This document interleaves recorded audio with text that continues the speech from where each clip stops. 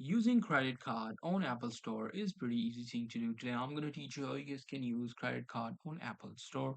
So if you want to, go to the Apple Store physically, just go to the store and ask him whatever the thing that you want to buy. And at the very end, they will want you to pay, obviously, and you can pay using your credit card without any problem, just because Apple does accept credit card.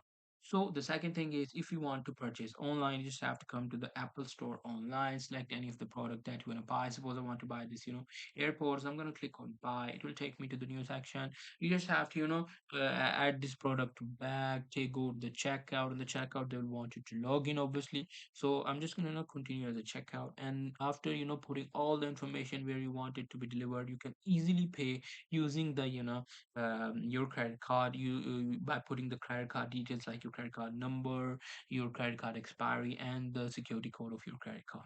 So that's pretty much it. That's how I'll be able to do it. Hope you guys find this video helpful.